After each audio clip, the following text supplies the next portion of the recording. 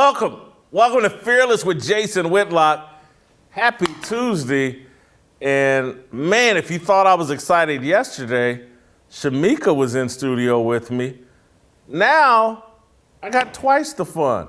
Shemeka Michelle is back, and she's joined by the smartest man on the show, Delano Squires, in from Washington, D.C. It's so great to have both of you here in studio. Uncle Jimmy, still recovering and doing well. Obviously, it takes two people to replace Uncle Jimmy. That's why Shemeka and Delano are here. We have a awesome, fantastic show planned for you. Chad Prather, my BlazeTV colleague, host of the Chad Prather Show, he's going to join us at the back end of the show and talk about his new book, Am I Crazy? You want to stick around for that. You're going to see a side of me in that engagement with Chad, because I love comedy, I love comedians.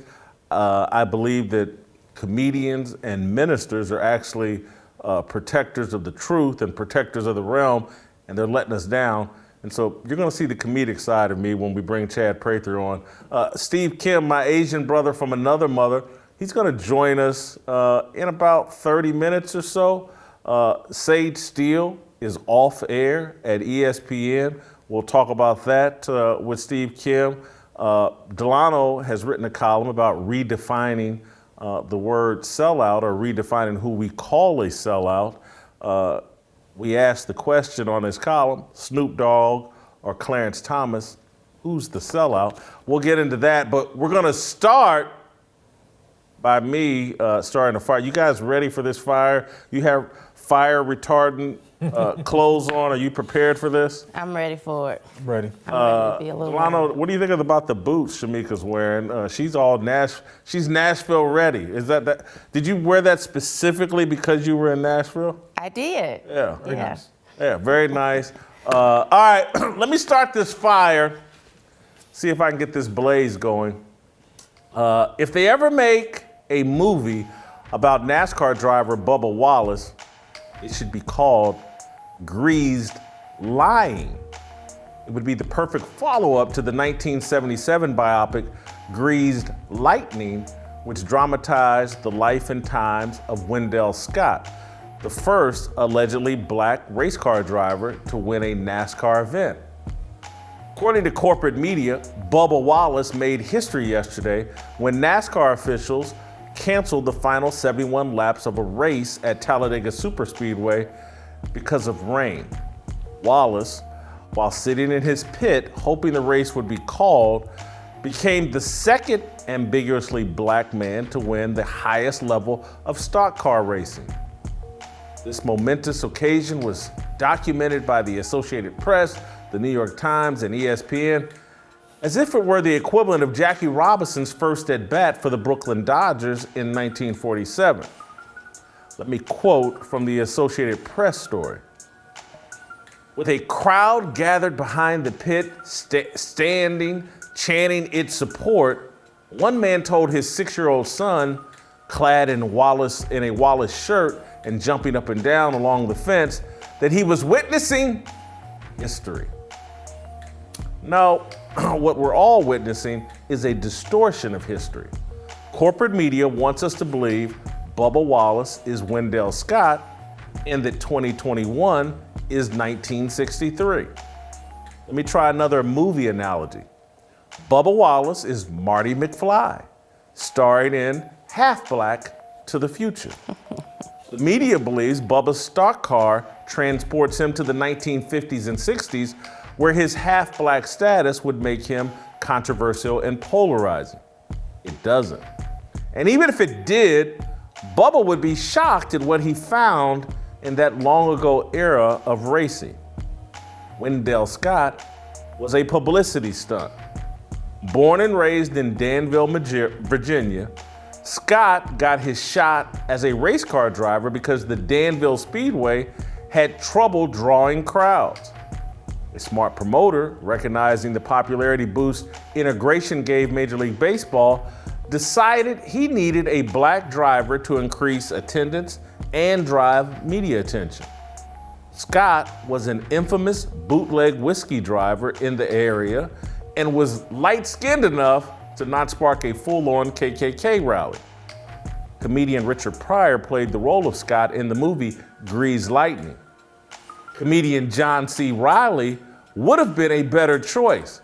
Reilly looks like one of Scott's 7 children. Whatever. Scott started his driving career on the Dixie Circuit, a regional rival to NASCAR. Scott became the Dixie Circuit's top attraction. His white competitors initially tried to kill him on the track, ruthlessly bumping his car, but over time, his competitors came to respect him, his skill, and the courage he showed. Southern newspapers fell in love with Scott and the racial narrative. They began writing favorable articles. Eventually, as most capitalist organizations do, NASCAR decided to cash in on the Wendell Scott phenomenon. Bill France's organization reluctantly granted Scott a license in the mid-1950s. In 1963, Scott won a race in Jacksonville, Florida. Track officials ruled that a white driver, Buck Baker, won the race. 2 hours later, track officials determined they made a clerical error and that Scott won the race by 2 laps. NASCAR waited 2 years before officially awarding Scott the victory. Wendell Scott faced real bigotry, discrimination, and hardship. Corporate media wants you to believe nothing has changed and that Bubba Wallace is reliving Scott's life in 2021. It's just not true. Scott raced as a gimmick on a shoestring budget. Bubba Wallace has been previously backed by the king of racing, Richard Petty, the man Wendell Scott passed to win the 1963 race. Wallace is now backed by Michael Jordan and McDonald's, arguably the 2 biggest brands in America. Modern corporate media refuses to tell America's story of racial progress. Worse, it's distorting the past and trying to make it worse. Look at this excerpt from the Associated Press story on Bubba Wallace. Wallace is the first black driver to win at the top level of elite stock car racing since Wendell Scott in 1963, a race in which he wasn't declared the victor until long after Buck Baker had already been awarded the trophy. NASCAR at last presented Scott's family with his trophy from the race 2 months ago. This is greased line. It's an intentional misrepresentation of fact. Someone unfamiliar with Scott's history could easily conclude after reading that passage that NASCAR waited 57 years to recognize Scott's victory. NASCAR waited 2 hours. The organization waited 2 years before updating its official records.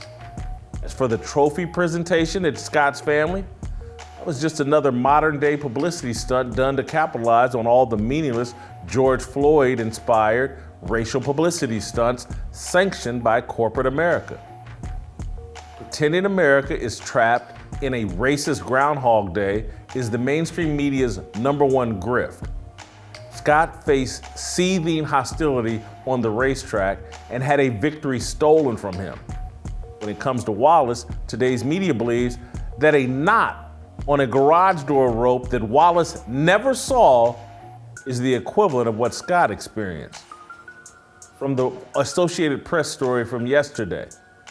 In June 2020, at Talladega, NASCAR discovered a noose in the garage stall assigned to Wallace. The finding came just a week after NASCAR blamed the Confederate flag, or banned the Confederate flag, at its events at Wallace's urging. But wait for it. The AP's next sentence renders the previous paragraph pointless. Quote, the AP wrote this. The FBI investigated and found that the noose was tied at the end of a garage door pull and had been there for months, meaning Wallace was not a victim of a hate crime. If he wasn't a victim of a hate crime, why bring it up in a story yesterday in promotion of Bubba Wallace? Nothing happened. So you just wasted a bunch of paragraphs trying to paint the impression that, oh my God, look what happened to Bubba Wallace. A noose was tied in his garage and people were threatening. Oh, but no, they weren't. The FBI investigated and it was nothing but a knot on a rope to pull the garage door down. They act like every time a black person sees a knot that looks anything like a noose, that we just fall to pieces. Oh my God, they're out to kill us. They're out to kill us. There's a knot at the end of a rope.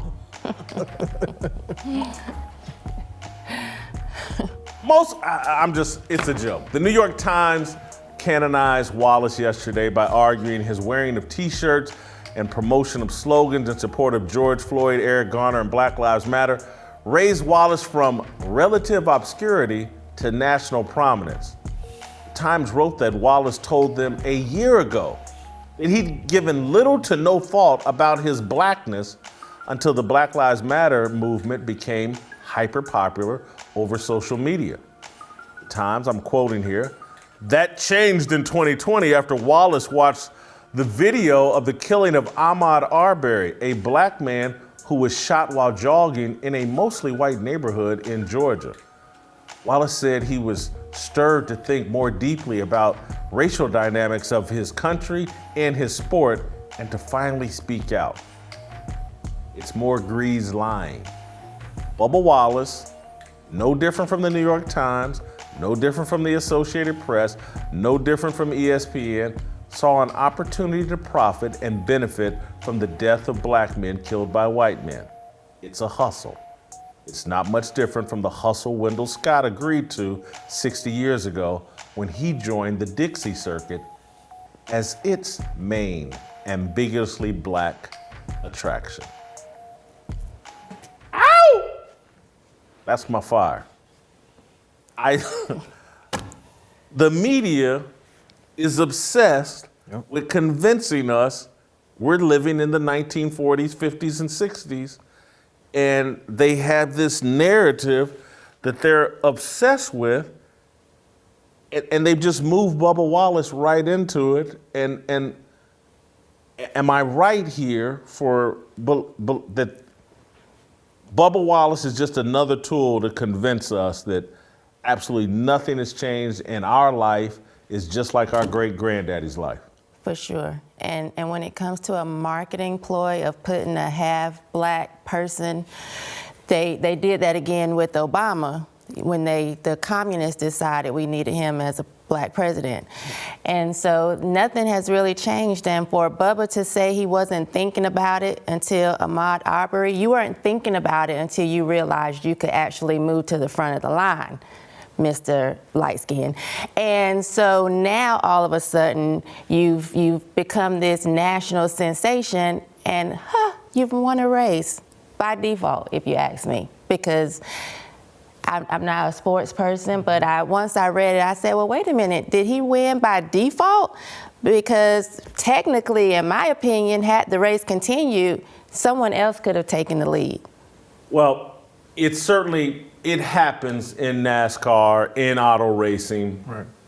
Consistent for races to be shortened by rain and people declared victors in rain-shortened races. But you're right, the guy sat in his pit for 45 minutes begging for the race to be called because he knew that if they went back on the track and finished the race, he didn't have the car, he wasn't gonna win. But first of all, it's not history because, again, it's the second time. Wendell Scott's already made the history for light-skinned black people to win a NASCAR race.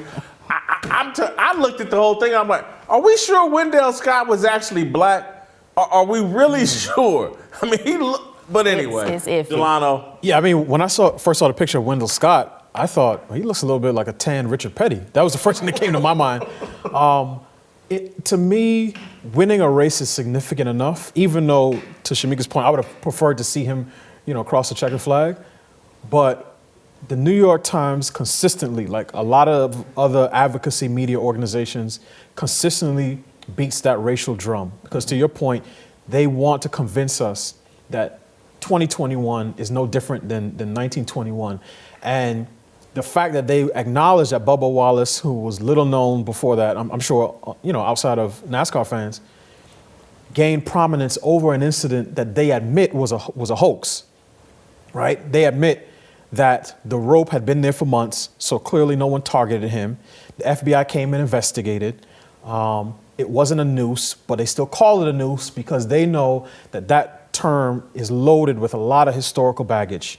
And they know that even if they just toss it out there, when they correct it in the next sentence, most people don't even consider it. They just hear Bubba Wallace was targeted with a noose. And then from there, you saw him on The View. You saw people like Jamel Hill on MSNBC saying that, all NASCAR fans are racist. And to me, the whole incident last year was unfortunate because it just continues to pull the country apart. And I think they really want us to be, pulled apart into tribal factions. And that's not going to end well in this country. Here's what cracks me up or bothers me about the whole noose thing. More black people have died by guns and gun violence.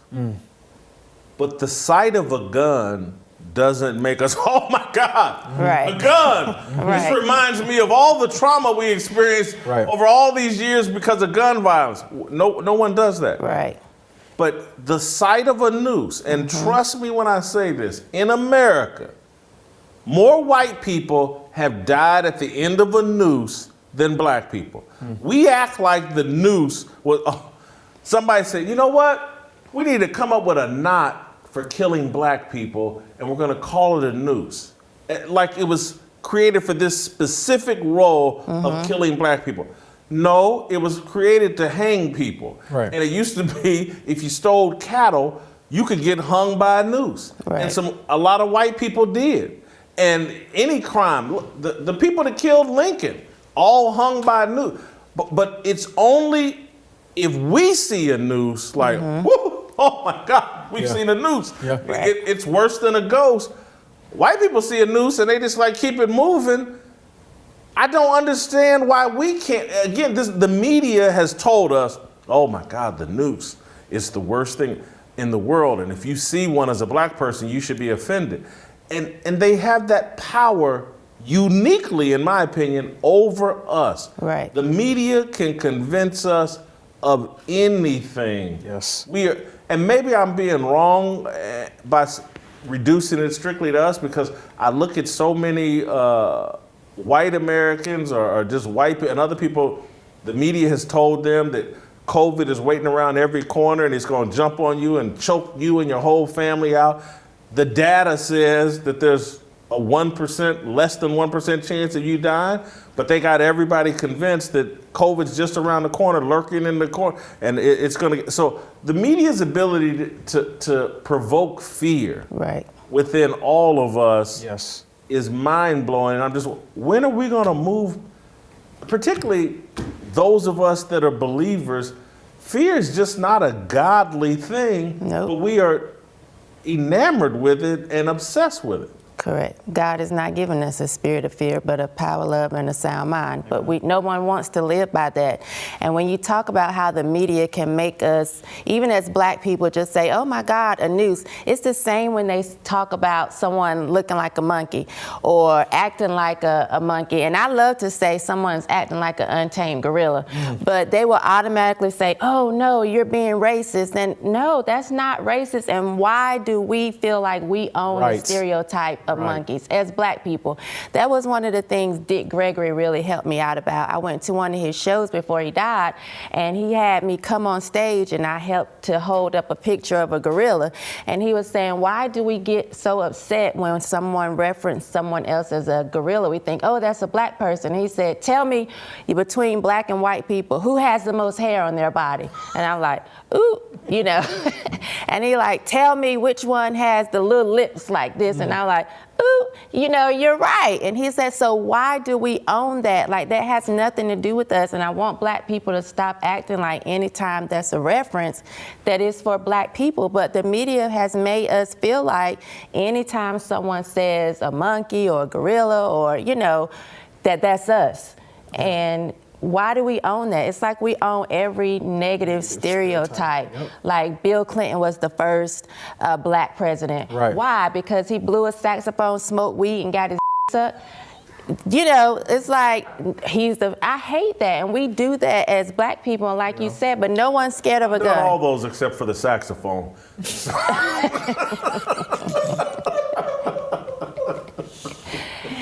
But we take it all in, you know, and we claimed him for those reasons. Yeah. And one of the worst parts is that oftentimes it's self-appointed and oftentimes elected black leaders who help the media push that fear. One of the worst things about that Bubba Wallace incident last year to me was the fact that Lori Lightfoot, the mayor of Chicago, the mayor who clearly has her own problems, got on Twitter after the so-called noose was found in the garage and tweeted her support to Bubba Wallace and demanded a federal investigation during the same weekend where over 100 people were shot in her city. And when it came time, when the Trump administration offered federal help, FBI, ATF, DEA, to deal with the homicide spike and the spike in shootings in Chicago, she turned it down because she didn't want Trump's troops, quote unquote, in Chicago. So federal help is good for Bubba Wallace in a NASCAR garage in the South for a noose that he didn't see, but it's not good enough for the black citizens in her own country. In her own city, excuse me. And I think that is perfectly representative of where we are today in terms of the crisis in black leadership. And to your point, oftentimes in life, it's not what people call you, it's what you answer to. And the fact that even today in 2021, for a lot of black folk, when we hear the word patriot, we think that some white person is dog whistling to conservatives. But when we hear, I remember one time a senator said something about, if you want to defund the police, then call a crackhead when somebody comes banging on your door trying to rob you. And there were some people who got offended by that because when they hear crackhead, they think, oh, that's a dog whistle about black folks. And my position is the two most famous crackheads in this country right now are both white men tied to presidents. One is the My Pillow guy, who's tied to President Trump, and the other is Hunter Biden, who's tied to, obviously, Joe Biden. So when I hear crackhead, I don't think about black folk, I think about them. And when I hear patriot, I don't automatically assume somebody's talking about white people, right? Because black people have served in every war since this country was founded. So I think a lot of it is based on what we as black folk think about ourselves. And that is why we react to these things in the way that we do. Right. Man, I had not thought about that Hunter Biden, Mike Lindell point. That's a great one.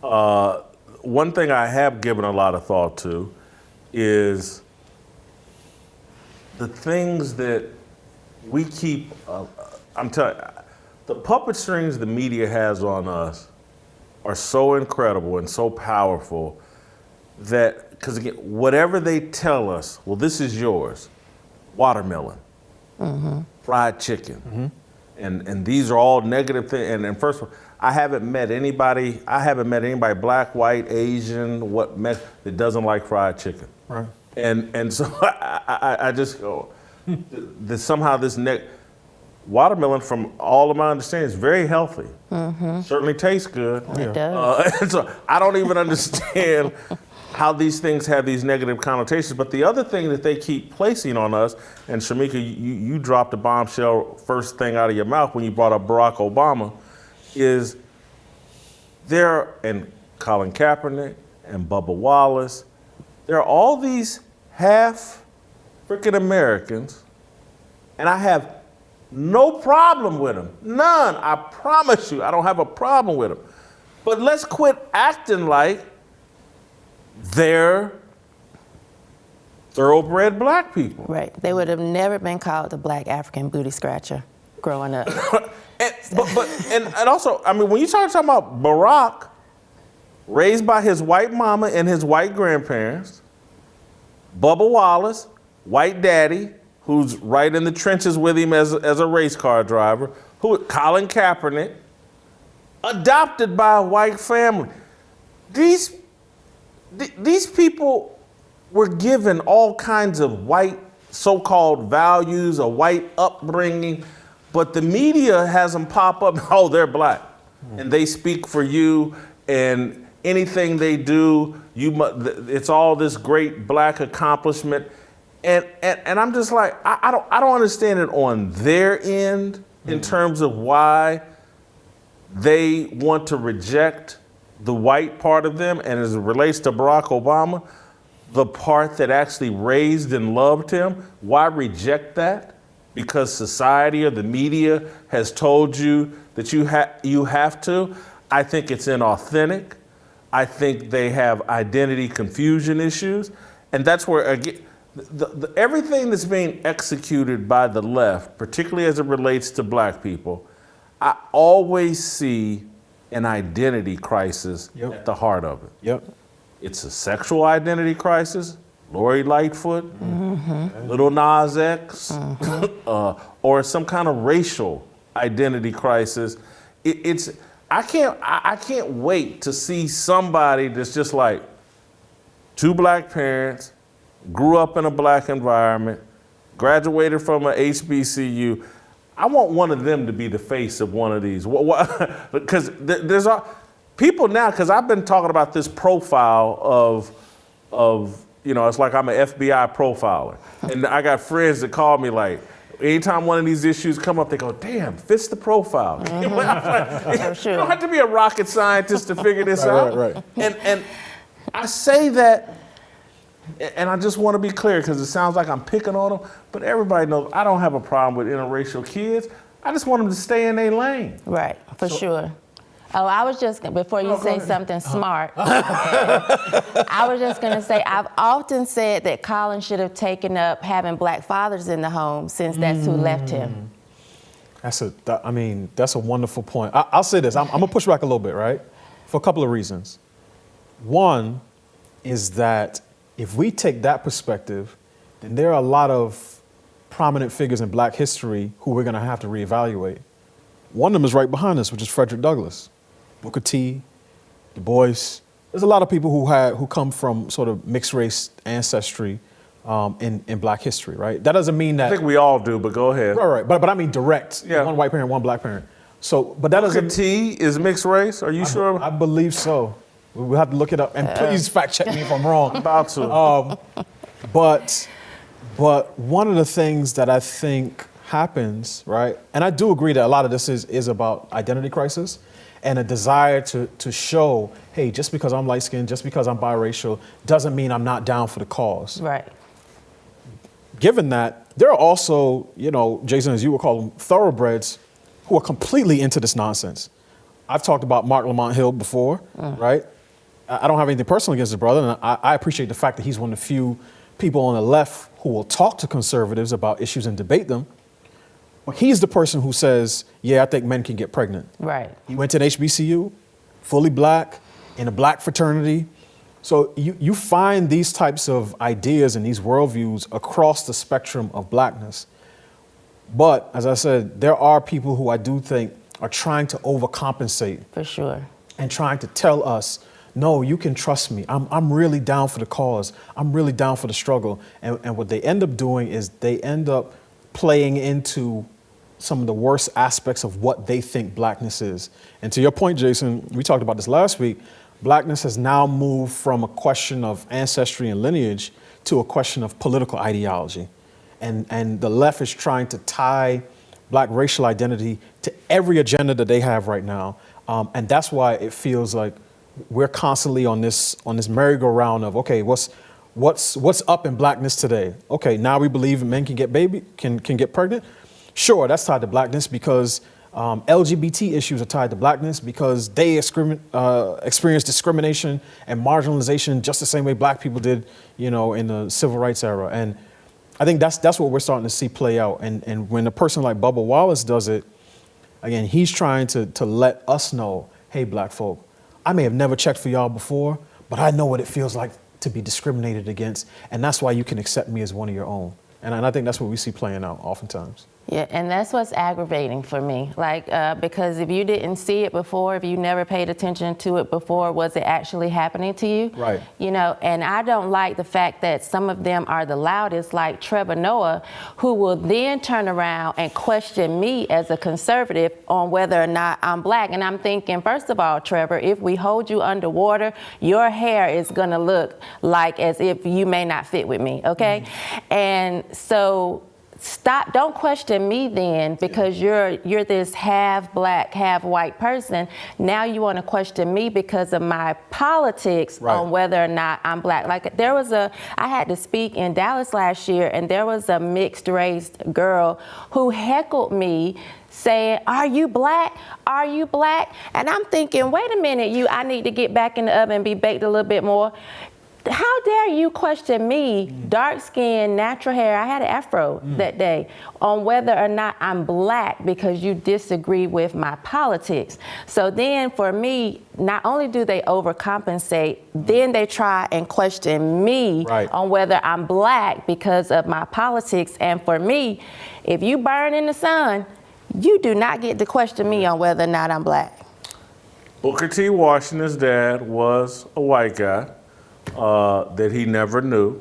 Here's what the clarity I would add to my position, because I don't think we need to go back in history and recast Booker T. or any of these people, because every day that Booker T. Washington was on this earth, he was pretty much in a black environment. Holidays, whatever, he didn't go visit his white relatives for over the summer months and blah blah blah. That's back in the 1800s, 1700s, early part of the 20th century or whatever. Being half black or half white was being all black. The same discrimination that you or I faced, or people that look like you or I, them half black ones faced too. They wasn't sitting up in the big house with they half brothers and sisters, and Booker T. Washington didn't grow up in the Milwaukee suburbs or wherever, California suburbs, wherever Kaepernick and these guys did. They grew up, they were baked in a black oven, and I hate to even go there and use that kind of terminology, but it was just a different experience than what African Americans have now today. Many of them, as it relates to Barack Obama, he don't even know his black side. Somebody had to tell him about it. And he, tried to get some through his wife and through Reverend Wright and that church and all that. That's like summer school. He went to summer school and tried to make up for some grades that, there are some classes that I got taught in kindergarten. He's getting them at 30 years old. And so, I don't want to denigrate or be divisive, but I just don't think it's a coincidence that all of these people at the forefront of these racial conversations, not all, but a lot of them, have this identity issue that our culture gives you because we're so racially divided and we don't take our identity from Christ like we should. We take our identity now through our gender, through our race, and all those are the primary drivers of a lot of people's point of view. And it's created just a hot mess. And that's why, sitting around, running around like Bubba Wallace is living any type of life similar to Wendell Scott and facing any, all the damn drivers in NASCAR are half afraid of Bubba Wallace. They all rallied behind him as a show of support because a knot on a rope that he didn't see. I mean, could you imagine that? I mean, seriously, black people used to hang, and just people used to hang from nooses. Yes. And they would get less sympathy and less support than what we're giving Bubba Wallace for a noose he didn't see, a noose that wasn't a noose, no one's posed a threat. I'm just if they put a noose in my dressing room tomorrow, Seriously, someone go plant one in my dressing room. Ain't a damn thing gonna stop for me. Right. I'm not gonna, oh my God, my life, they're trying to send me a sign and I don't feel comfortable working here. Yeah. Right. We're acting like lynchings are still going on today, and they're just not. And I know the Washington Post wrote some story that there's a handful of families out here that believe in the last 30 years there have been 3 lynchings in the in Mississippi. I remember that story. I mean, two things really quick. One, I agree with your point in terms of where we draw our identity, right? I've written about it before, and one of the things that really helped me sort of mature and develop as a man, and particularly as a Christian, is saying, you know what? I believe the Bible when it says that from one man, God made all of humanity, right? So regardless of what you look like, or your lineage, or your ethnicity, or your nationality, or what language you speak, there is nothing for you to be ashamed of because you are God's creation. So that's one part. But the other part, which goes to something we were talking about before, is, again, this type of racial division that's being drummed up, it's not going to lead anywhere but tribalism, right? And eventually, people are going to get tired of being told that they are racist, you know, just because they don't believe the Bubba Wallace story, or just because they have different views on, you know, the NASCAR or any other sport. And it's not going to be good for sports. And I think the Times and ESPN was even worse, because on their article, they really were they kept calling it a noose, because they know exactly what they're doing. They want the tribalism. They want the separation. For some reason, they must think it's good for ratings, but it's not, because eventually sports fans are going to get tired of being called racist because of the sports that they like or their political views, and, you know, it's going to hit them in their bottom line. Right. And okay. No, they keep referring to NASCAR as predominantly white, right. Like as if that's a bad thing. But isn't basketball predominantly black? Hello. Hello. Let me tell you about my good friends over at Built Bar. For those of you that are looking for the proper kick to their day, then you need to look no further than Built Bar. Built Bars have helped me in my daily fight to take back control of my health and weight. They're filled with lots of taste and flavor, but low in sugars and calories. You won't believe what you're tasting when you have one. They put those other protein bars from the supermarket to shame. And guess what? They're now the official protein bar of NASCAR. How about that for some synergy? Try any of their amazing flavors like the salted pretzel, peanut butter brownie, or one of my personal favorites, Rocky Road. You do not want to miss out on these, so go order a box right now. Go to Built.com and use the promo code FEARLESS. Use the promo code FEARLESS. You'll save 15% off at Built.com. Support the advertisers who are supporting me and your point of view. You guys want to know what you can do to push back? It's really just as simple. Go to Built.com, use the promo code FEARLESS for 15% off at Built.com.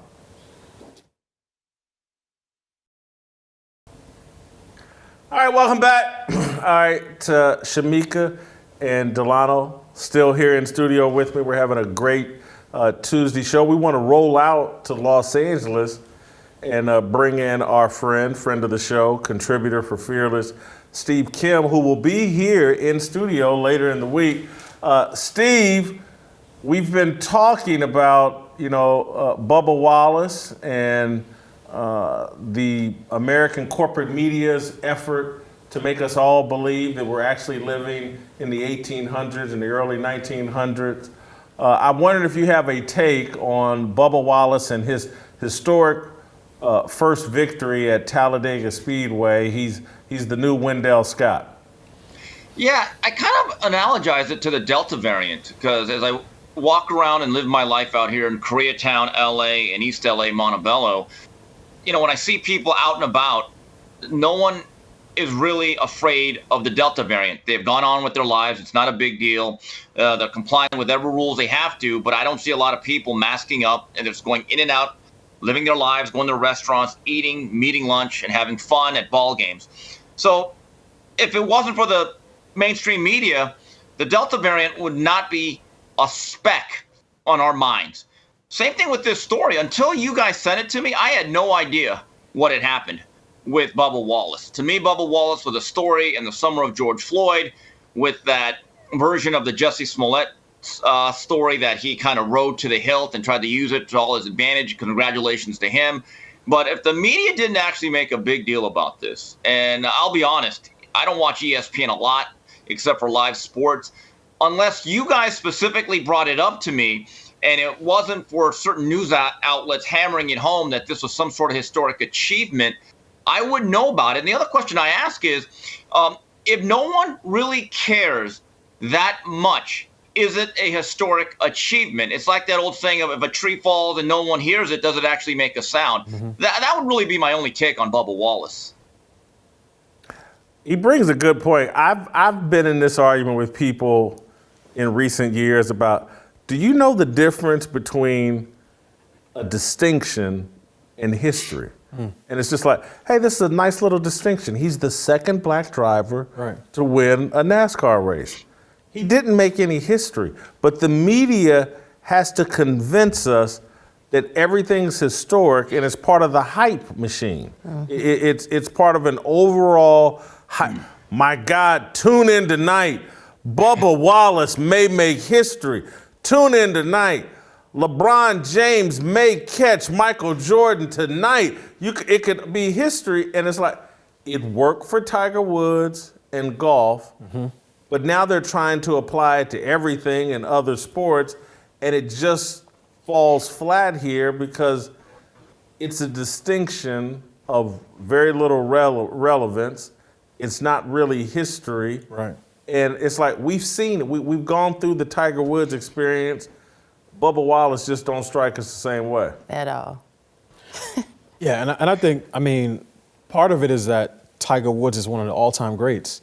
And so you should be celebrated when you're great, right? When you're at the top of your profession. But when you're mediocre and the only thing you are known for is your race or ethnicity or your gender, in the Danica Patrick, example, it comes across as a little hollow. And generally speaking, most people don't know who number 2 is. There's a reason that everyone knows Jackie Robinson's name, and few people outside of hardcore baseball fans know Larry Doby's name, right? Because when you're number 2, it's not number 1 for a reason. So, I mean, ESPN, we know where they are when it comes to issues of race and gender, and they're going to push this as hard as they can. The next turn up on the wheel of oppression obviously is going to be, the first transgender athlete to win some big award. They started with, Caitlyn Jenner, and said that Bruce Jenner was. He is correct. That he was a courageous athlete, skipped over actual females, right? Actual female athletes to say that this person is courageous. That was, I think, 2015. Now we are even more invested in identity politics than we were then. So it's only a matter of time before that one is the next one up. And then in 20 years, we'll hear about the third transgender athlete to, win the Tour de France or something like that. And then we'll have to be having this conversation, once again, so. Yeah, I like the way you said we need to know the difference between distinction and history, because I'm tired of them making everything historic. Like Beyonce being the first black female headliner for Coachella. Like, I don't think that's history. In 20 years, my kids are not going to be like, right. So I'm really sick of them using that for every single thing. It's a media gimmick, and Delano provides the perfect segue, Steve. He referenced ESPN, and there's a big story coming out about ESPN today. Sage Steele is off the air, and there are some arguing she's off the air because she's tested positive for COVID. But Mike McCarthy at Front Office Sports has written a story. Let me read some of it. ESPN anchor Sage Steele has been removed from the air, sources told Front Office Sport. The co-anchor of the Noon Sports Center is expected to be off for at least a week, said sources. Steele is also expected to skip her turn as host of the ESPNW Women Plus Sports Summit, which takes place August 18th through the 20th. Steele has tested positive for COVID-19, according to sources, but her not appearing on air goes beyond her diagnosis. The ESPN anchor has also been the target of online criticism from former ESPN talent, including Jemele Hill and Keith Olbermann, for her stated resistance to vaccine shots mandated by ESPN, as well as her recent podcast comments about Barack Obama. Before I get your comment, Steve, I want to read her comment that she said. She was on Jay Cutler's podcast and said, well, congratulations to President Barack Obama. That's his thing. I think that's fascinating. And she's talking about people questioning why Obama chose to identify as black on a census. She says, well, congratulations to the president. That's his thing. I think that's fascinating considering his black dad is nowhere to be found, but his white mom and grandma raised him. But okay, you do you. I'm gonna do me. Sage Steele bringing the smoke, Steve. What's your take? Yeah, her nickname should be the chimney. She has so much smoke. I think it was George Orwell that once said, in an age of deceit, telling the truth is a revolutionary act. And I have to give this to her that, and you've talked about this a lot, Jason, that a lot of these kids or people that come from mixed marriages, they're very, very anti-white. They're so woke to a point where they almost want their backgrounds expunged. Sage Steele has made the mistake, and I say that with quotation marks, of actually being honest and saying, hey, I'm part white and very proud of it. But this was Sage Steele's problem. There's a certain place that you're not allowed to go. Because if you arrive there, you might lose your job, you're going to lose a lot of friends, you might get suspended, and it might cost you money. That place is called there. She went there.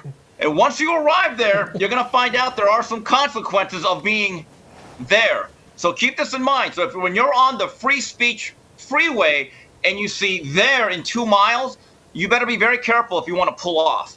And what she said is factually true, but I don't think she's allowed to say it. I read a story from a website where ESPN gave a comment about this situation. Said, no, and it basically said, well, we respect everyone's right to have dialogue, and this is one of the great things about our place is that we welcome that type of stuff as long as it's consistent with our values.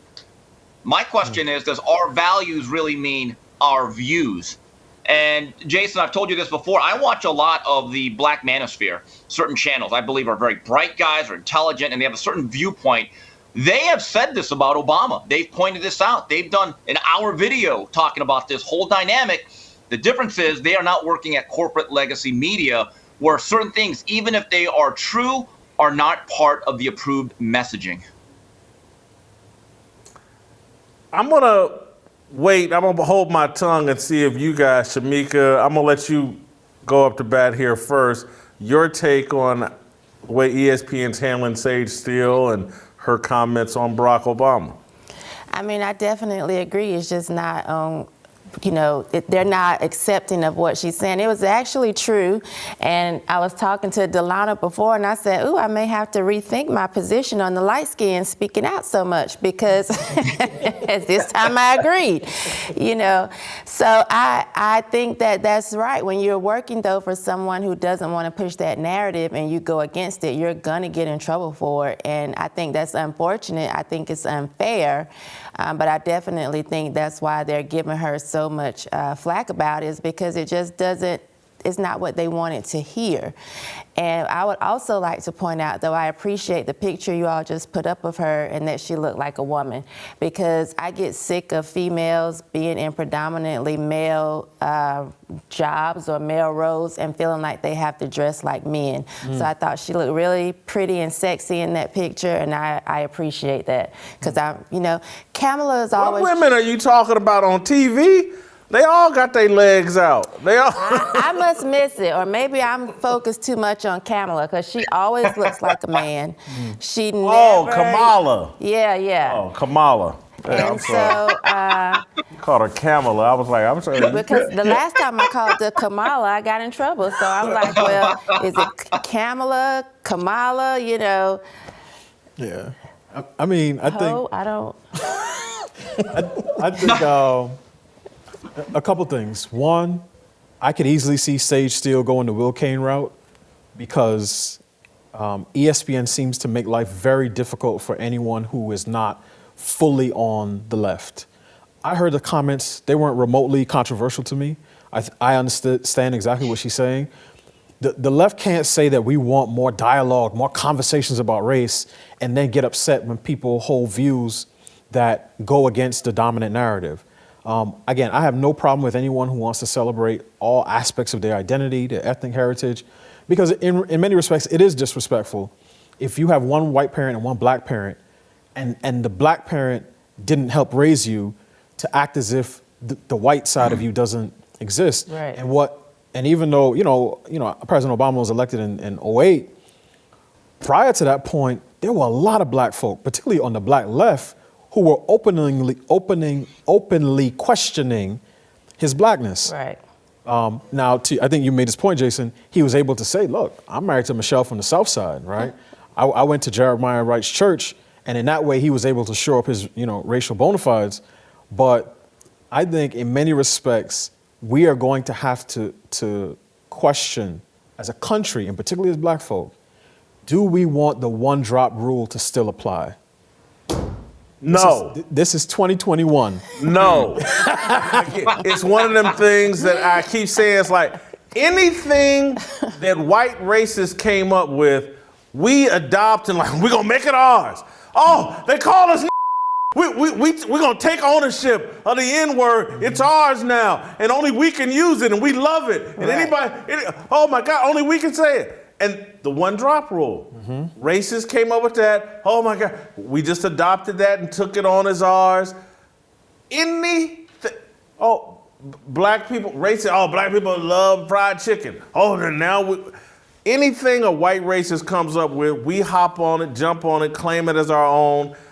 I got so much respect for Sage Steele in terms of, because I just keep repeating, I just want to protect myself and just be clear. Got no problem with interracial kids, no problem with interracial dating, none of that.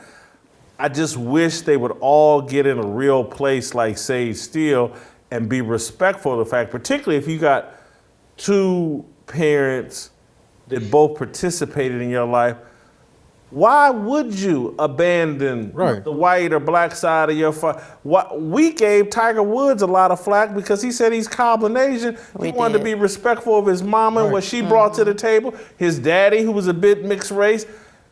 And I regret it, because I think, not to a strong degree, but I participated to some degree in the early on, man, Tiger shouldn't say he's, and again, what our justification always is for this type of stuff? If the cops catch him. No, yes, that, but also it's like, well, the world sees you as an N-word, and so it's like, I gotta accept everything racists think about me.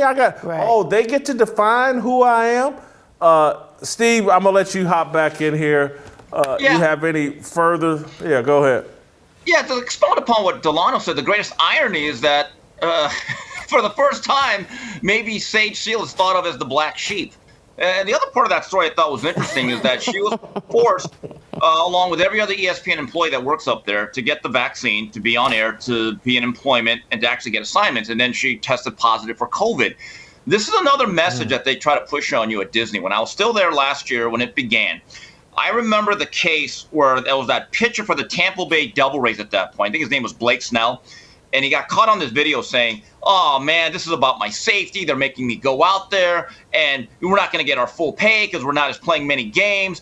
And then I got to be taxed. And I'm thinking to myself, well, wait a minute. First of all, Blake, is this about the safety or your money or the fact you don't want to be taxed? First of all, as it relates to taxes, ask Al Capone how that worked out. So anyway, that passed, and I thought that was really interesting. And no ESPN employee got on him that's on air for saying, hey, Blake, in an era where everyone is not allowed to work, you're making millions of dollars to actually play a game. Maybe you ought to be blessed. And whatever inconveniences in terms of being in a bubble, being tested, maybe you should just accept that. as a blessing. So fast forward a couple of weeks later, UFC has a contract with ESPN led by Dana White, who's very, very pro-Trump. I would say he's conservative, but he's a great American capitalist. So he starts running UFC shows that are aired by ESPN. On the first night they did a show, I just happened to tweet innocuously, a live sporting event on ESPN with athletes going through the process. I wonder what Blake Snell thinks. Literally, guys, within 1 or 2 minutes, I was given a very, very, I would say hasty text saying, Steve, you need to take that down immediately. And I go, what? Well, the one about Snell. And I said, why? Well, and I know why. It didn't go against. It went against the message because we were all basically going to be used as whatever members we played on ESPN to amplify the fear of COVID, whether you had it or not. That's one of those things that I'll always remember about my last 6-7 months at the network. Steve, you say that, and it's very troubling and disturbing that corporations are forcing their employees to do things that they don't really believe in. They're censoring the thoughts of the ESPN says they're open to this wide spectrum of opinions and views, but you've told multiple stories about, and again, it's not like you have some massive 4 million, 10 million Twitter followers. You have a relatively modest amount of Twitter followers, but ESPN is micromanaging your individual thoughts to that level. That's just not appropriate in a free society. Am I right? No, you're right. Look, my following is look, I'm Steve Kim, not Kim Kardashian. I don't have that type of reach. I don't have that type of following. But I do understand that there is a party line that you have to toe. And let's say you are still an employee at ESPN and you basically said, I am for pro-choice as it relates to the vaccine. I'm going to wait. There's 2 things here. Number one, you're not allowed to say that. They would tell you to expunge that social media post really quickly. And number 2, I think that corporation and that company's made it very clear you're getting vaxxed. Bottom line. And look, and people say, well, you have to do what you have to do to work. You're right. And fortunately, all of us here on this stage, Shemeka and Delano and you, Jason, we are in a position right now where we have our freedoms. But I made a decision about 7-8 months ago as boxing matches started to occur again with live audiences that if they were going to require vaccination proof, I'm just not going to go. It's fine. Now, will I get a proof of testing within 72 hours? That I was willing to do. That I understood. And I visited a few places where I've had a few jobs. They said to me, Steve, you have to be tested within 72 hours. And you know what? I understood that that was a compromise that I could meet them halfway. But like you, Jason, I want to have the right to have a little bit more proof of the efficacy of the vaccine. That's all I'm asking for. And to demonize anyone like Sage Steele who says, you know what, I didn't like being forced to get a vaccine. And then on top of it, she tests positive. I don't know how anyone would be happy with that. Steve, what do you think happens to Sage Steele? Does she continue on at ESPN? Or do you think, because I think Sage got a contract under John Skipper that pays her quite a bit of money. And some of this feels like, to me, this is just an excuse to shave some more money off the salary cap. It might be. It kind of reminds me of that movie. I don't know if you remember this, Jason. It was called Fast Break with Robbie Benson, where he got the scholarship, and then the coach tried to run him off by torturing him and make him run laps. He got hit by a football player during a scrimmage, and they were basically saying, we want that scholarship back. We want that scholarship back. And that look, they're not making life easy. As Delano said, she might be the female version of Will Cain. Will Cain, this is always strange to me. ESPN's a programmer, first and foremost. They care about ratings and deriving an audience. Will Cain greatly outperformed everybody. I do not care if you don't care about his political values or any of his beliefs. He ran circles around a guy like, who is it, Bomani Jones, who's been a ratings disaster at every platform he's been on at ESPN, who has lasted. But Will Cain understood the room. He read the room and he said, this ain't my room. And he got out of there, and it looks like he's doing very well. I would guarantee this, that when it comes to Sage Steele in her own mind, she's already vacated ESPN. I think it would be prudent for her to look for her next venture after this contract, regardless of when it ends. Thank you, Steve. Can't wait to see you here in Nashville. We got a pair of cowboy boots and a cowboy hat waiting on you. Shemeka, I don't want to leave the Sage Steele topic without bringing this up to you.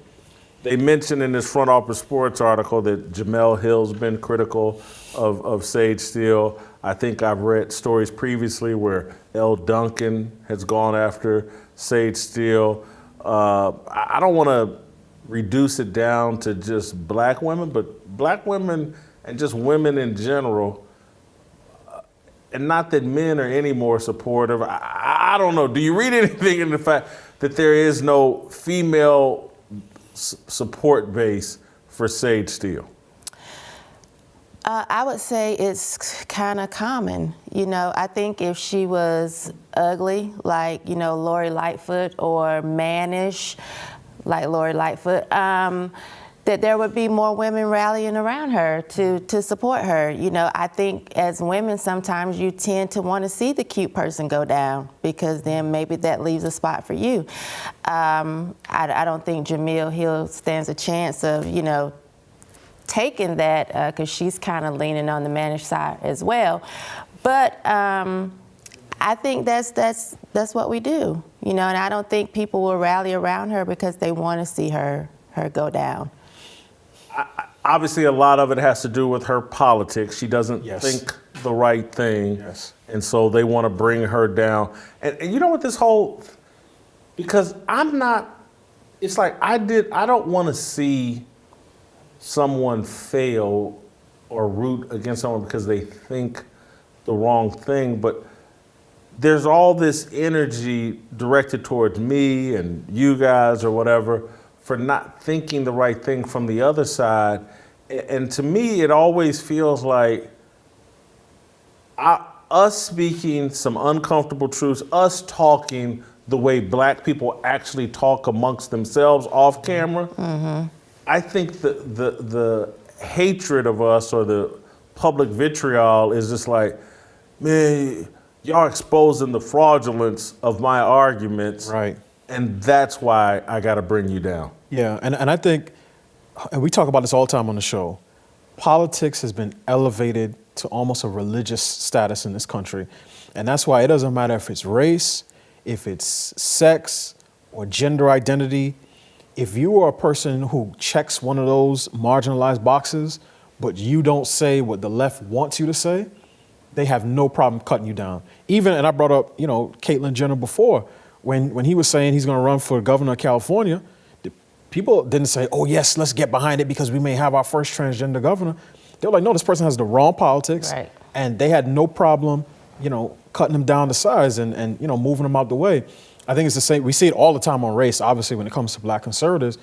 But Sage Steele occupies, you know, if I could borrow a term from the left, that intersectional space where she is both a black woman, she's both black and a woman. Mm-hmm. And that's why people like Carrie Champion, Jemele Hill, I even saw a comment from Sarah Spain, because apparently Sage Steele said something about how some of the women in sports media dress, and her feeling that they dress intentionally to draw attention to themselves, which I think if you look on different networks, that is an obvious point. But because Sage Steele does not toe the company line, she does not claim to be oppressed or victimized because she's a black woman, mm-hmm. they have no problem cutting her down to size. So when you really think about it, this is not about solidarity with women or believe all women or elevate women or listen to women's voices. It's about believe, elevate, and listen to the people who promote our particular political views. Exactly. If you're not down with that cause, we will call you all types of nasty names and throw you on the trash heap. For sure. And I have it out for Jemele Hill and Carrie Champion. Let's just put that out there, because they tried to come for me. They did? Oh, yes, they did. Oh. Do tell. So, because I called out Black Lives Matter and said that it was a hoax, it wasn't real, they got upset with that and tried to, they on their little show saying, whose old auntie is this? and wanted to be upset with me because I had something to say about Black Lives Matter. So I had to remind Carrie Champion that she's the one that said she couldn't date black men because they wanted too much of black women. So if you want to penalize me or come down on me, let's talk about how you have dipped over to the other side, Miss Missy, and you have colonized their hair because I don't know what yours look like. Oh boy, that's quite interesting. Yeah, that is. I didn't know that you had spoke with Jamel and Kari Champion. Not surprising. That's interesting. I'll leave it at that. I'll trying to figure out what it is I really want to say. I'm gonna leave it at that for now. This has been very fascinating and interesting. Let me tell you about NetSuite. Slow is just right if you're on vacation, a sloth, or describing QuickBooks, more like slow books. It sucks you in and slows you down with manual process, integration difficulties, and glitchy delays that leave you, that leave you scrambling for the numbers you need. Now's the time to make the switch to NetSuite by Oracle, the #1 financial system, because NetSuite gives you visibility and control of your financials, inventory, HR, e-commerce, and more. It's everything you need to grow all in one place. With NetSuite, you can automate your processes and close your books in no time, no matter how big your business grows. Failing to switch to NetSuite will leave you stuck trying to make sense of your books while your competitors sprint ahead. 93% of surveyed businesses increased their visibility and control since switching to NetSuite. Special financing is back. NetSuite is offering one-of-a-kind financing program only for those ready to switch today. Head to netsuite.com/fearless right now. That's special financing at netsuite.com/fearless. That's netsuite.com/fearless. All right, welcome back. Let's roll out to Dallas and bring in my fellow BlazeTV host, Chad Prather. He's written a hilarious new book, Am I Crazy? And Chad, I'm gonna answer the question. You are crazy, but just because you're crazy doesn't mean you're wrong. And there's some good stuff in this book, but first I want you, what's the point of Am I Crazy? What are you trying to do here? This is laced with humor.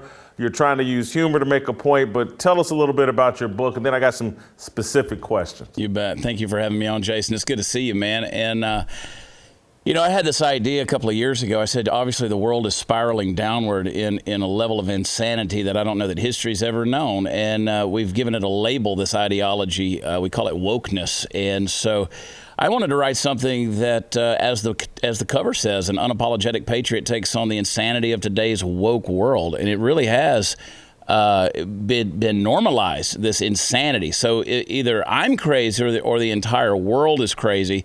And so this is an opportunity to kind of take a logical look, if you can even define it as logical, but take a look at this craziness that we call culture, and this, as I called it, a downward spiral.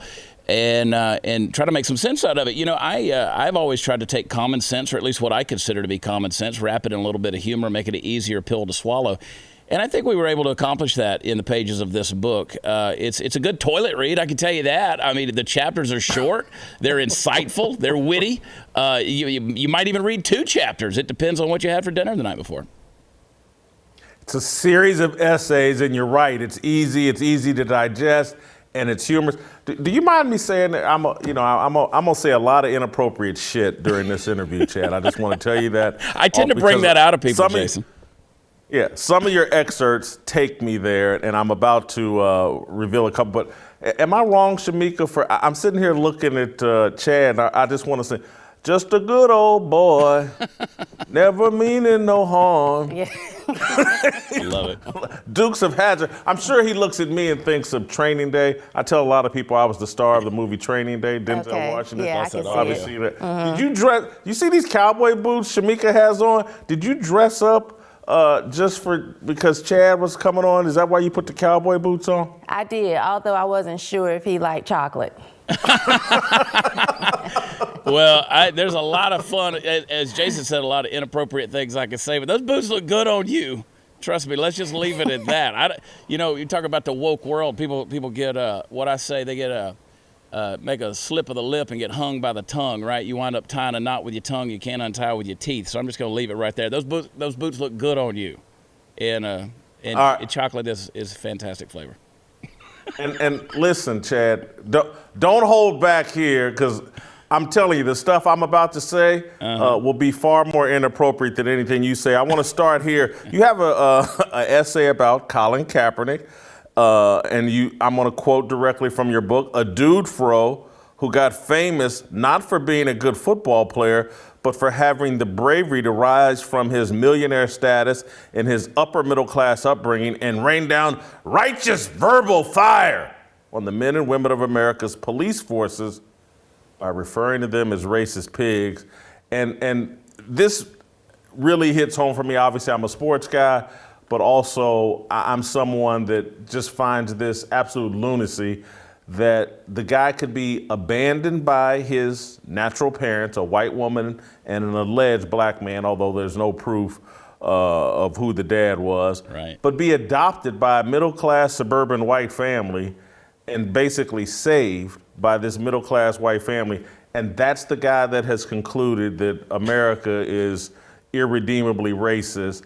That kind of hypocrisy bothers the hell out of me, Chad. Yeah, and I could summarize that chapter by saying Colin Kaepernick is an asshole. That's the best way I know to categorize a person like Colin Kaepernick. And you remember Colin Kaepernick, who in all of his blame shifting and blame gaming of trying to make himself look like a victim and folks like it. I mean, you talk about winning the lottery. I mean, coming out of a potential very unfortunate life situation, but winning the lottery in life and then to deign yourself as an oppressed human being. He's living the American dream, quite honestly. Wokeism, this is a perfect example. Wokeism, it can pay, right? Typically we say get woke, go broke. It can pay. It could cost you your career, but, you can, there's a few folks out there, Jesse Jackson, Al Sharpton, those kind of guys, they come to mind. But the hypocrisy, as you said it, is here's a guy who wants to talk about the oppression of a certain group of people in America.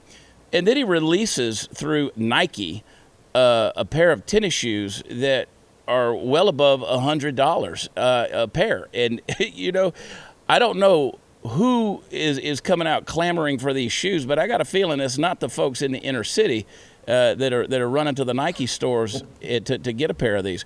So this is the kind of thing that I say we've normalized this kind of craziness. And what I keep saying on every level, like we got to stop giving a voice and a level of celebrity to morons, people like AOC, people like Beto O'Rourke, people like Colin Kaepernick. They offer nothing on the cultural scale. They really don't. But we celebrate their idiocy and make them into something and actually give them a voice. And the shame is on us. We were talking earlier in this show about Bubba Wallace, the NASCAR driver who I started out the show, but he's basically starring in a media movie, Half Black to the Future. And they think that if they take Bubba Wallace back in history to the 1950s and 60s, they're trying to pretend like that's what he's living in today. And it's the media. It's Hollywood that's driving a lot of this. When I read your rant about Colin Kaepernick, I'm gonna tell you what I first thought of is the last season of The Bachelor, where they took this Rachel Kirkconnell, right, that put on a old school dress or whatever, went to an antebellum party, and they called her racist. And I'm like, well, hold up. This is a relatively attractive white woman on national TV in pursuit of a black penis for the rest of her life. How is she racist? Not at all. 'Cause I've been telling women for a long time, black sperm is the black scene. Once you take the black scene, no one can call you racist anymore. Yeah. Rachel Kirkconnell took the black scene. Right. They believe in the vaccine. It works. It prevents racism. If she took Matt James's vaccine, how can she be racist? Right. She's not at all. That's crazy.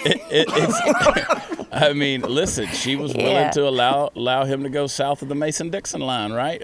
So that's the concept. That's integration right there. That's what it is. That's change right? we can believe in. That is something I can get behind, 100%, and no pun intended, quite literally. Anyway, hey, listen. This is the insanity of the world we're living in, right? If you could pick any topic right now, any topic, it doesn't matter what it is. It could be, the extinction of some woodpecker out in California, right? You can apply racism to it. You can make it something that is going to demonstrate white saviorism or supremacy or white priority or any of these things. And that's exactly what they're doing. If you want to get talked about, if you want to get headlines, if you want to be mentioned, you just apply racism to it.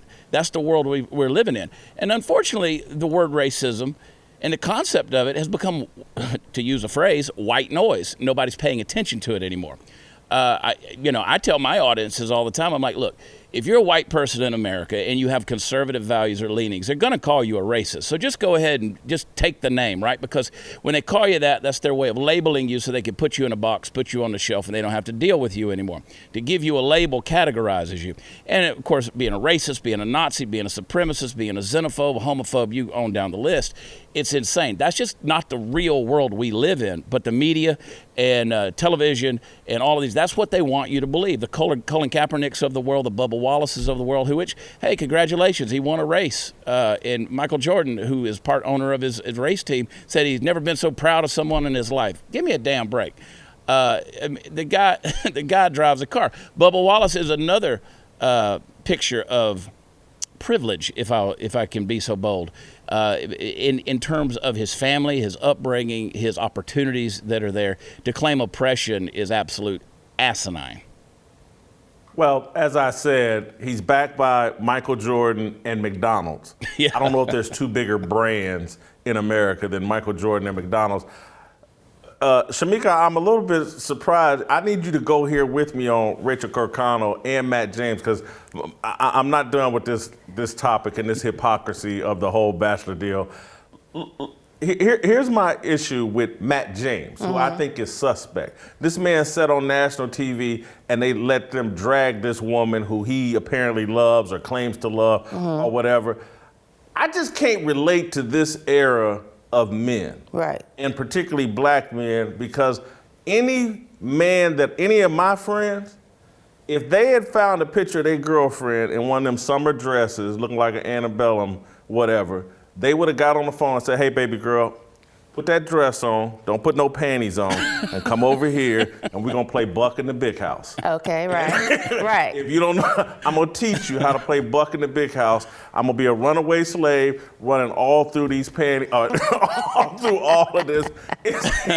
I'm just telling you, man, we've turned everything into racism. You can't tell me that some white woman on national TV from the South in pursuit of a black husband, they made her racist. If they can do that, they can do it to anybody. Again, For sure. Yeah. It's no different than me. You listen to the media, I don't do anything. Generally speaking, my career has been defined by me showing up and creating jobs for black people. And they call, oh, he's a sellout. He don't like black people. Everywhere I go, black people get jobs. Right. This Yeah, it's crazy, and I'm pretty sure she likes being tied up. So they really could have acted that out and had a good time. I like being tied up, so I would think that someone that's been doing it for a long time has no issue with it. Hey, Jason. So, Chad, Jason, I want to come to Nashville, man. Y'all got some fun fantasies going on right here. I like where your head's at. I'm coming to Nashville. Shemeka, Chad, holla at your boy. I'll just say, my audience may be a little shocked because, listen, I certainly lean in to my Christian faith, but one of the reasons we wanted to have you on and wanted to talk about your book is because I believe there are two groups or two professions that have let America down. 2 professions are legalized to speak uncomfortable truths: ministers and comedians. They're supposed to create space for everybody else to have uncomfortable, truthful conversations. Ministers from the pulpit are supposed to say things that no one else is supposed to say, and comedians on a stage are supposed to say uncomfortable things, truths. And both of these groups in the mainstream, the biggest stars, have abandoned their roles, and everybody just wants to make sure they don't offend anyone and no one says anything that can be misconstrued over social media. And that's why I think your book is important. I think what you do is important on your podcast and on your show. We gotta, ministers and comedians have to stand up and be honest and truthful again. Yeah. And that's what my show, and again, I lean into my faith and I talk about but there's a comedic side of me. There's a Richard Pryor side of me that sometimes I gotta let out, and you gave me the perfect excuse today to let some of that out there. And I'm sure some, oh my God, Whitlock's a Christian, but he's talking about the black scene. Well, I'm sorry, Christians get hard-ons too, and Christians like to laugh at silly jokes too, and I'm gonna make some. Yeah. Hey, listen, look, I'm involved not only in political media, but doing comedy, doing political humor, and then also, I'm running for state office right now in the state of Texas. So when I go online or I go out and do shows, people they criticize me. Oh, you can't make that joke. I mean, the other day I made a joke after Bette Midler came out and said that she was going to boycott sex. I'm like, nobody wants to have sex with Bette Midler. But I made a post the other day. I said, man, I woke up this morning really wanting to have sex with Bette Midler, and now I can't do it. And people lost their damn minds over it. George Carlin and Lenny Bruce and those guys in the early 20th or in the mid 20th century, they were going to jail over comedy. Comedy, and you mentioned the pulpit and also the stage. Comedy, I believe, has been that last bastion of free speech, that place where you can go up there and you could try things and you could fail and you could be offensive. I built an entire brand. You can go to watchchad.com and check it out, called Unapologetic Patriot. And I had somebody at an event last week who came to me and said, we want you to apologize for this phrase you used. And I said, absolutely not. Over my dead body, I'm not apologizing for words. That's not, I refuse to do that. I'm unapologetic. So when you have these comedians that want to come out and do this mass apology tour, like what's the little short dude that was on Oprah and everybody else talking about some gay joke he made on Twitter 10 years ago, I'm like, why in the world? Kevin Hart. Kevin Hart, yeah. Why? I'm like, I'd be damned if I'm gonna be Kevin Hart running around apologizing to everybody. He's on Ellen. Like, who made Ellen the gay police? Like, you got to go on there and she's gonna absolve you of your gay sins of making gay jokes. This is it. It's stupid that these people that pander like this. I mean, if you want to cancel me, but I ain't apologizing for anything. I don't care if you're white, black, gay, skinny, trans. I don't care what you are. I don't care if you're hot, you're ugly. Look, I'm gonna make fun of myself 9 out of 10 times. I'm certainly gonna make fun of you. So if you can't understand that, stay out of the clubs, don't go to the comedy shows, because that's the whole point, is to make us uncomfortable, offend us a little bit with real truth, and to make us, to affect cultural change, right? But now we got such soft-skinned, beta soy cuck males out there. You talk about being a man, like, this is what's wrong, right? The old Hop quote who said, hard times create strong men create good times create weak men, and weak men create hard times. We're headed into hard times because what? They labeled us as toxic masculinity. We make a joke about sex or any kind of bravado that we have out there. They call that toxicity. Real masculinity, Jason, you guys know this, real masculinity isn't toxic. And if it's toxic, it's not masculine. So I say, hey, let the hair on your chest hang out. Quit shaving your pubes, man. Be a man. Let that thing dangle like a mushroom trying to survive in tall weeds. But be a man. Own it. Stank a little bit. It's okay. Rub a little funk on it. Be a man. I like and don't worry about who you grass, offend. too. I agree. Yeah. Shemeka, you married? No, I'm not. All right, I'm coming to Nashville. Chad, do you know her nickname? We call her Shemoke Show. Shemoke Show. All right. Hey, look, if you She can definitely brings the heat. If you can handle So, a redneck, Chad. you can handle a redneck like me, a country boy that grew up in the woods. Listen, I'm so country. I got a cousin that got arrested at a cockfight for selling chicken salad sandwiches without a food permit. That's how country we are.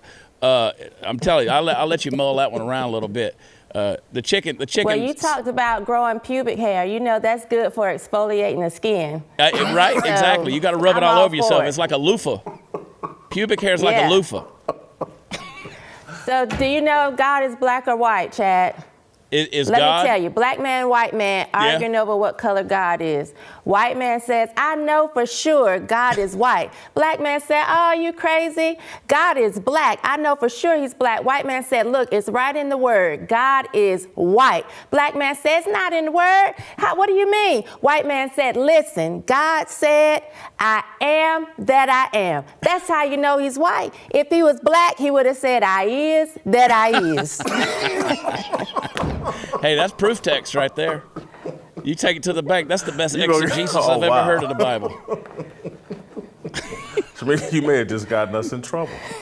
I don't know if you can get any more trouble than me in the black scene. I'm coming to Chad, Nashville. You We're got gonna a baptize. problem with smelly women, though. You got a problem with smelly women? Well- that deodorant's part of the patriarchy or matriarchy? What is it? We got a chapter in this book about smelly women, right? Because that's another thing of wokeism. Again, if you just apply these certain terms and labels to everything, it becomes relevant. So, last year they came out with this thing that they said that women using deodorant, this was an actual news story, women using deodorant, that was a sign of subjugation by the patriarchy, because apparently men wanted their women to smell better, and this was a way for women to please their men. Which I say, look, get out there and rub some stank on it. Do like when Napoleon was coming home from his war, he wrote to Josephine, his wife, and said, I'm coming home and I'll be home in 2 weeks. Do not bathe. Apparently he liked a little funk.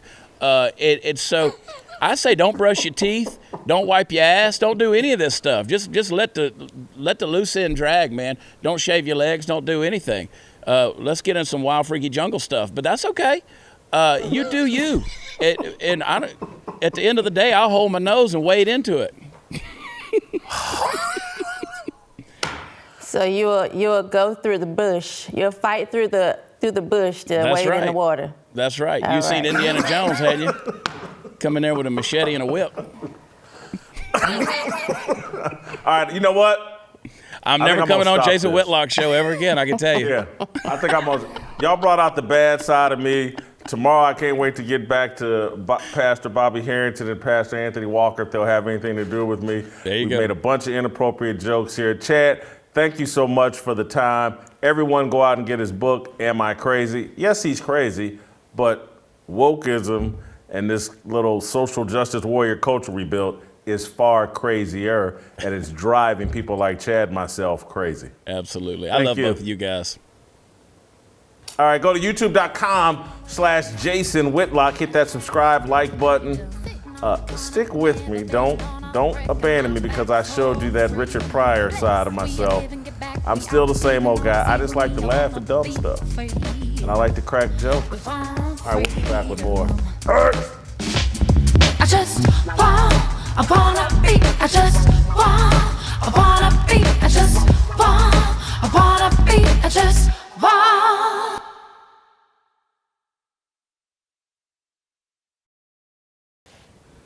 All right, welcome back.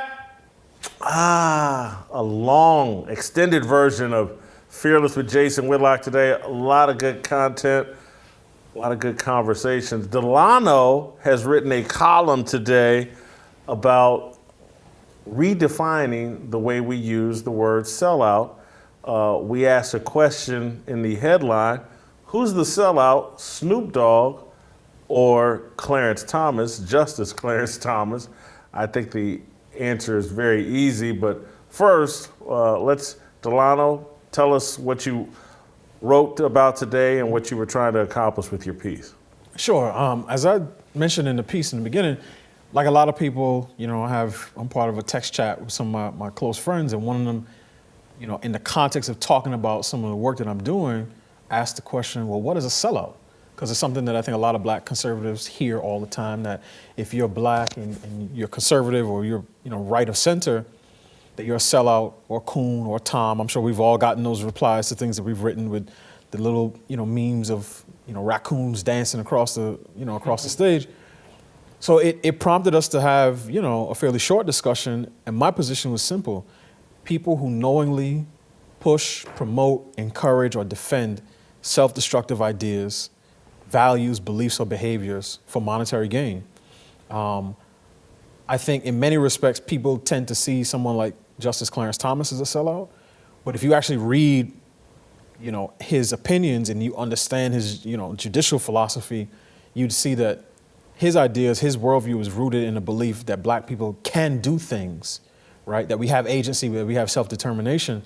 So it's not, his worldview is not rooted in the notion that black people are victims or we're less than or we're inferior. It's really that, no, he believes that we are the same, we're equal to other people. Whereas someone like Snoop Dogg, and I mentioned this in the column, and rappers, and I used him as an example of rappers who have particular values, his position is, no, I'm gonna sell you sex, I'm gonna sell you degradation, I'm gonna sell you violence, I'm gonna sell you self-destruction, drug abuse, and we buy it, we eat it up. We say that people like Snoop represent us, and whether it's Snoop, I mentioned Cardi B before, Lil Nas X, all of those are people who promote values that we as black folk oftentimes don't believe in, but we reward them handsomely for it. So that's part of the reason that I wanted to write the article. And in it, I use an example, and I said this to my friends, as a dad, the difference between trying to feed your kids vegetables and trying to give them sour milk, right? And anything that I won't put to my own lips, I'm not gonna give my kids because I love them too much. But in our community, our celebrities push stuff on us all the time that they don't advocate in their own house. They push gangbanging on our kids, and then they send their kids to elite private schools and elite colleges. So that's why I really wanted to talk about it, and I think it's about time that we have that discussion openly. It was a perfectly timed column coming off of last night. We went to dinner together, the three of us, and when I was reading your column this morning, I thought about our dinner because we talked a little bit about the Breakfast Club. And we talked about how, or actually when we were talking about the Breakfast Club, I was sitting there thinking like, we're actually today, are going to be the antithesis of the Breakfast Club. We're going to be the supper club. Right. And we're going to be a group of black people having a discussion from a conservative point of view. And when I think of a conservative point of view, I really don't think of it politically. I think of it more as just a fearless point of view in terms of anything is up for discussion. Any position you take, we're not throwing you out of the race or defining you as some kind of sellout because you think X, Y, and Z. Whereas the Breakfast Club and all the shows that are supported by corporate media just have a distinct point of view, and anybody that disagrees with their point of view is a sellout and is thrown out. And I just, sitting there last night at dinner, sitting here today doing this show, I think about all the times over social media that I've been called a sellout. I've seen things written about me calling me a sellout. And I just go back to like, I wonder who they having dinner with, and I wonder who they doing shows with. And I wonder, is their point of view as fearless and as open-minded as mine? And so, reading your column this morning, I thought about myself and just others that get hit with that label. Yeah. And it's comical to me. Right.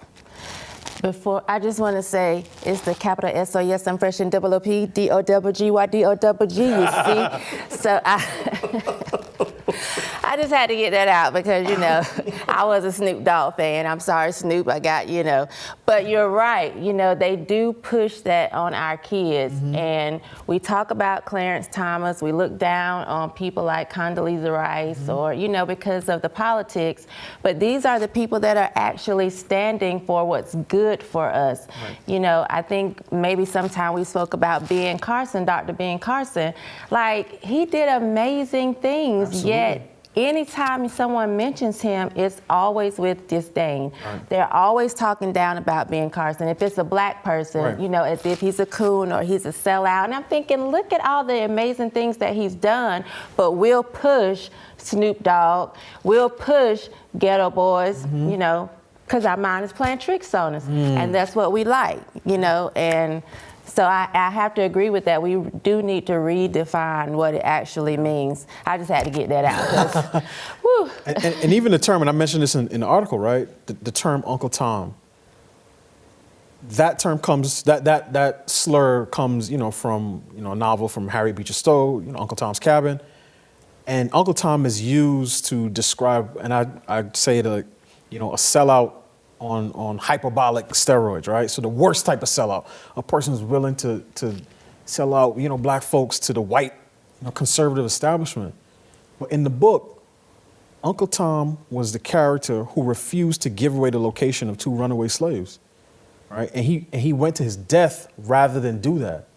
So to me, part of the danger in continuing to use these terms so mindlessly, and it really is mindless. Like I've been places where someone will just hear that somebody is, you know, conservative or Republican, or they sell out. They don't even know what they stand for. They just said, oh, they're a sellout.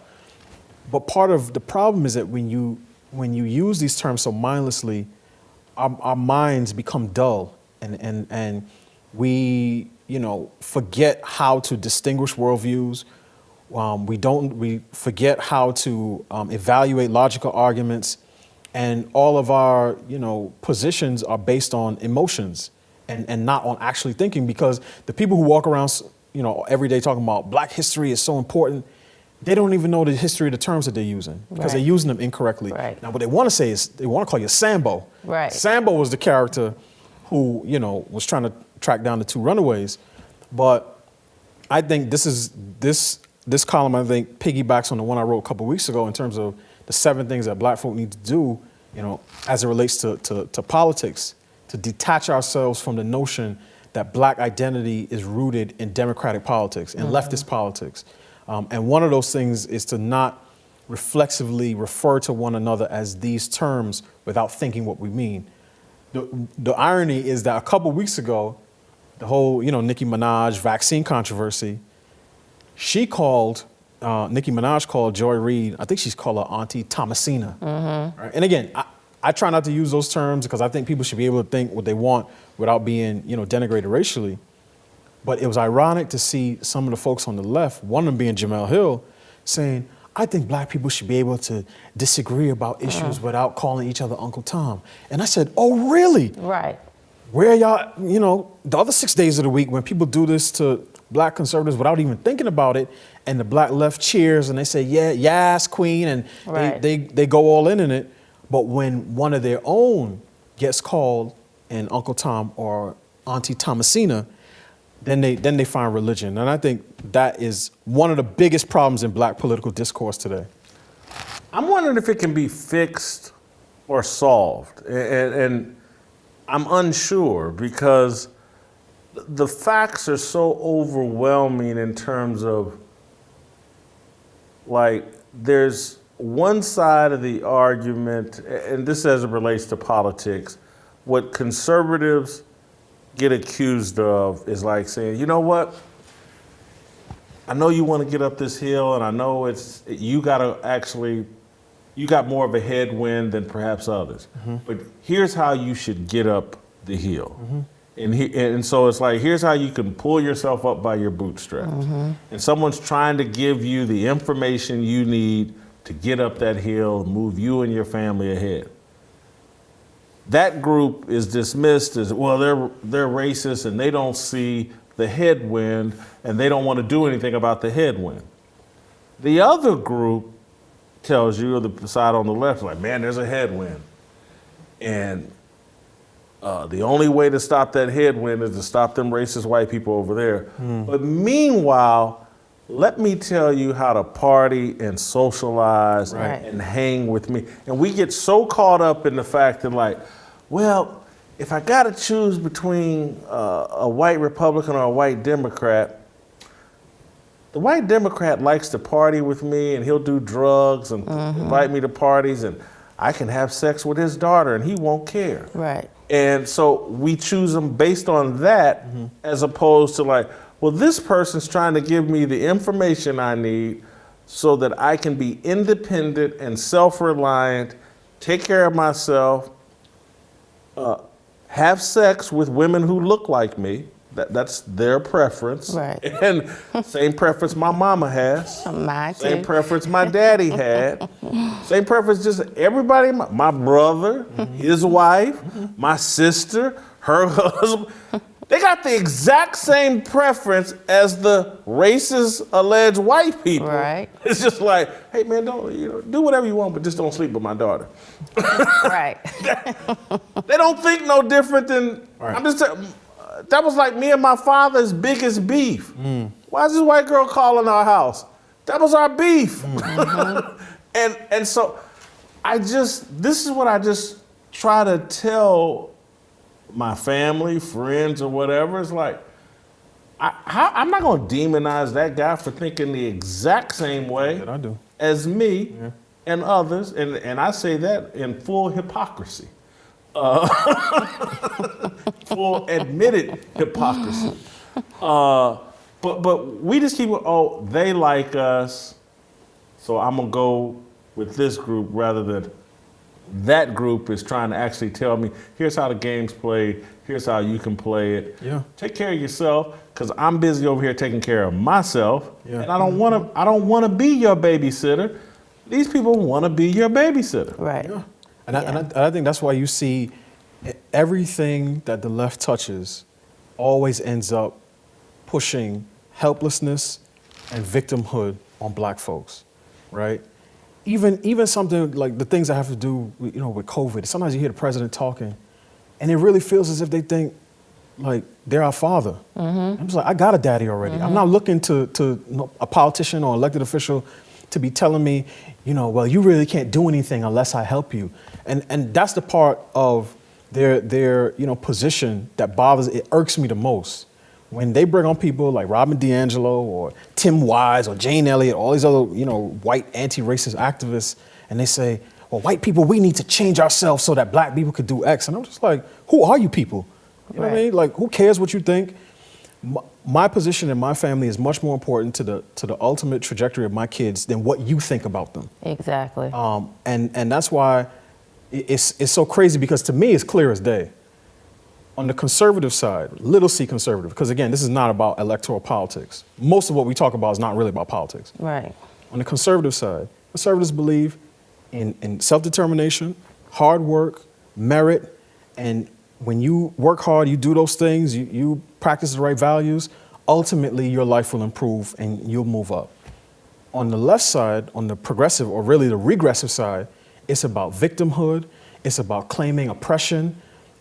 You could grow up in a perfectly, situated two-parent home, go into the most elite schools, but if you're a guy and a white woman in Brooklyn says, allegedly, go back to your hood, now you're on camera. Oh my God, I'm traumatized, and that's what we're mass producing from K through 12 education into college. And these people turn around, they take the most prestigious positions at the New York Times, CNN, all of the cultural institutions, and all they blare 24 hours a day is that black people are victims. We're victims. And when they're not saying we're victims, they're basically saying we're degenerates. So men can get pregnant, sleep with whoever you want, dismantle. Have 1,000 abortions. Have 1,000 abortions, dismantle the nuclear family. And anyone who questions those things is a white supremacist. And that's really the problem that I have with it. So that's why I think it is time to redefine that term. I think in the coming years, conservatives are going to be leading a lot of conversations around race, racial identity, and American identity. We talked about, is it time to retire the one-drop rule? Another one is, what is a BIPOC? How did we go from black to black and brown? Now it's black, indigenous, people of color. As if all of those groups, which represent everyone from, an immigrant from Afghanistan to an Eskimo to a Hispanic person from Cuba to a black guy from Detroit, how is it we think that all of those groups have the same interests, views, and values. Right. Basically, what they want to say is non-white. Right. And the left wants us to split up into white and non-white. And they think if we draw the circle wide enough, that the non-whites will have enough power to topple the whites. And that's why they push all of these things on the black community. And I think it's time for us to say enough. We're done with it. We're not going to, be your guinea pigs in this grand social experiment. Give us our families back and get out of the way. Exactly.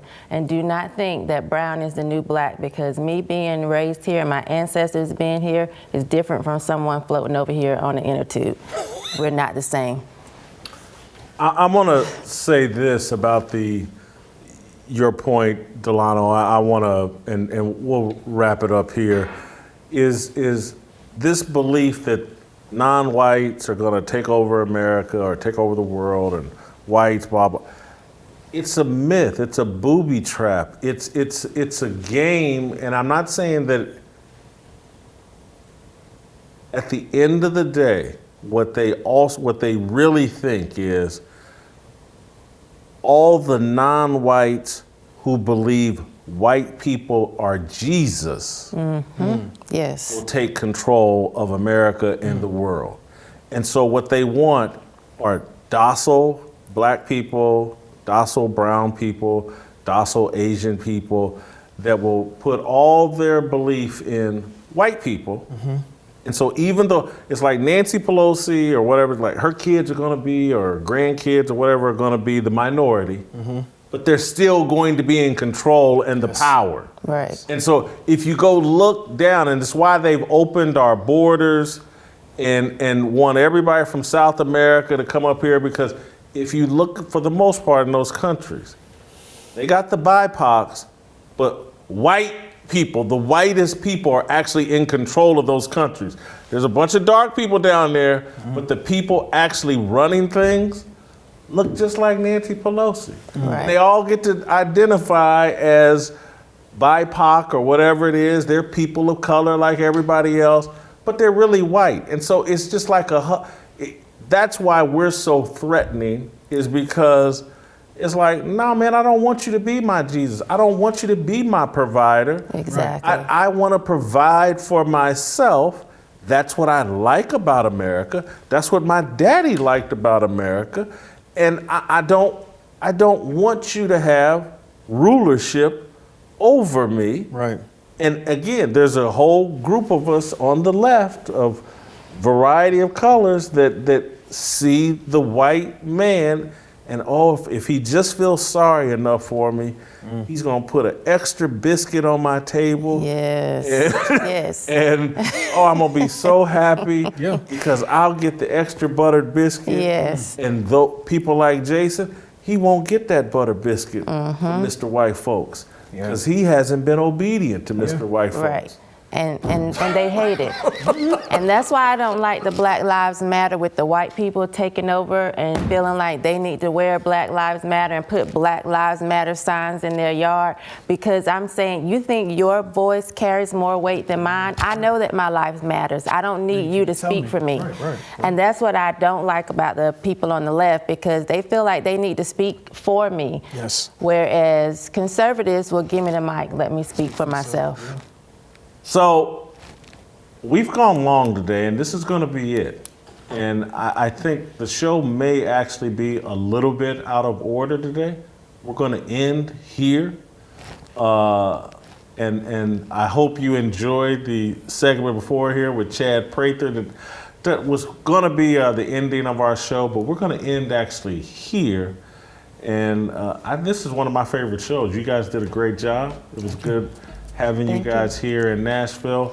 I think I hear Tamar playing in the background. I actually talked to Tamar. I think she's gonna come here and visit me and sing this freedom song in person for us. But thank you guys, and we'll see the rest of you tomorrow. Feeling like a standoff, nothing in life like freedom. Came like a fighter, striking like a ladder, making all this moves for freedom.